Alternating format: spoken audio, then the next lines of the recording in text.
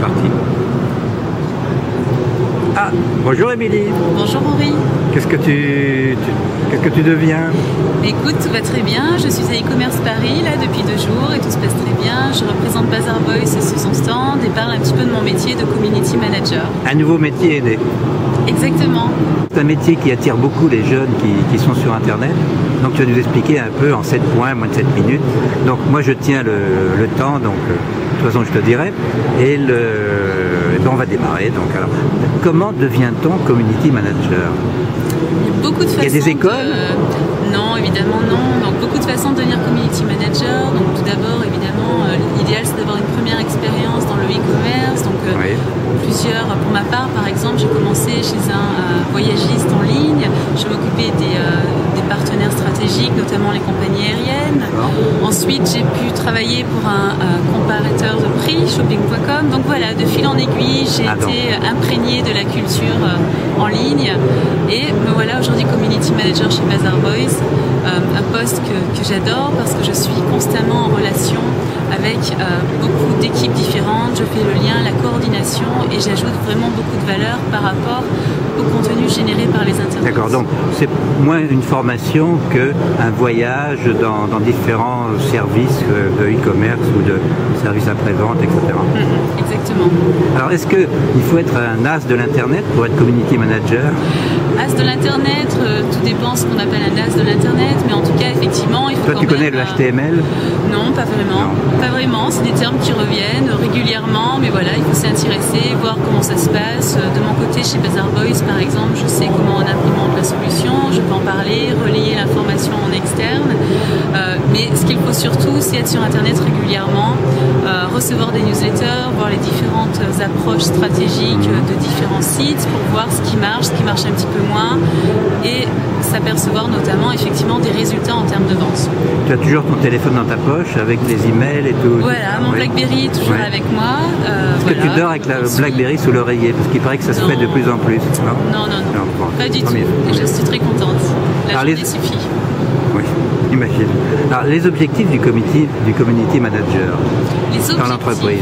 Alors, mon rôle chez Bazar Boys, pour clarifier un petit peu la situation, nous sommes donc un prestataire, nous offrons une technologie qui permet donc d'acquérir et de lire du contenu généré par les internautes sur les sites e-commerce. Oui. Mon rôle donc, je suis le contact quotidien d'un portfolio de clients que je gère aujourd'hui. Je suis leur coach du commerce social.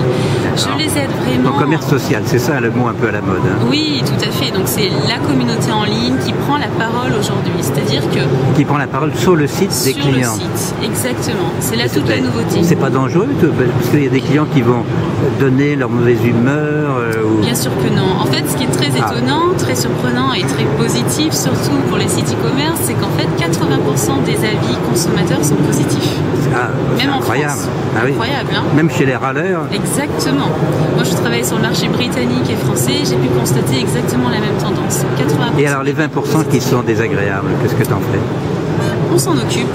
Oui. Ils sont sur le site e-commerce, ils parlent directement, donc on va s'en occuper. On veut les garder fidèles à l'enseigne. Donc mon rôle en tant que community manager, c'est vraiment d'utiliser ces informations-là, constructives ou moins constructives, pour les faire revenir sur l'enseigne, les faire revenir sur le site, les savoir heureux, plus heureux en tout cas. Donc la modération n'intervient pas sur ces gens-là spécifiquement. Modération, ça veut dire quoi exactement? C'est un mot un peu doux, mais... D'accord. Alors, on repart un petit peu en arrière. Donc la solution aujourd'hui, par exemple d'avis consommateur, par notre solution, elle est implémentée sur une fiche article.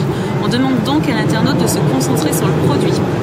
S'il exprime dans son avis un mécontentement de service client, la modération va intervenir.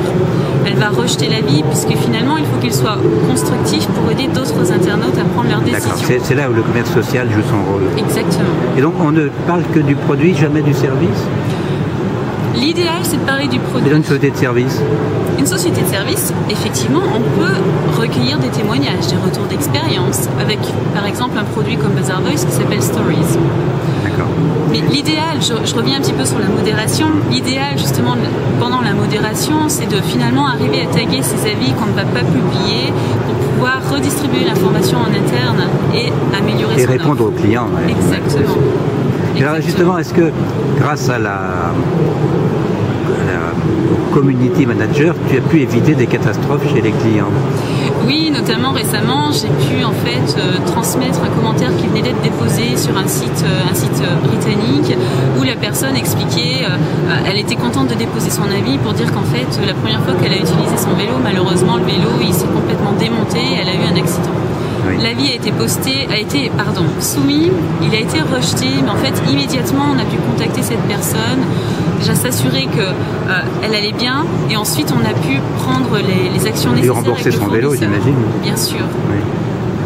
Ouais, donc en plus, ces avis, pas forcément dramatiques, mais quand ils sont négatifs, crédibilisent les produits positifs. Absolument, absolument. Et par exemple, moi, si je suis pressée aujourd'hui, quand je fais une recherche sur Internet, si j'ai déjà une bonne idée de ce que je veux, je vais regarder les avis négatifs en premier. Ah oui, c'est ça. Parce que je veux voir ce qui est négatif pour les autres. En fait, il se peut que ce ne soit pas négatif pour moi et ça peut peut-être même me pousser à acheter ce produit finalement. Oui, parce que ça rassure en disant, bon, c'est un produit qui n'est pas forcément parfait, mais oui. Pour d'autres qualités, il oui, exactement. Et puis je m'identifie à la personne qui a écrit ce commentaire. Ah oui.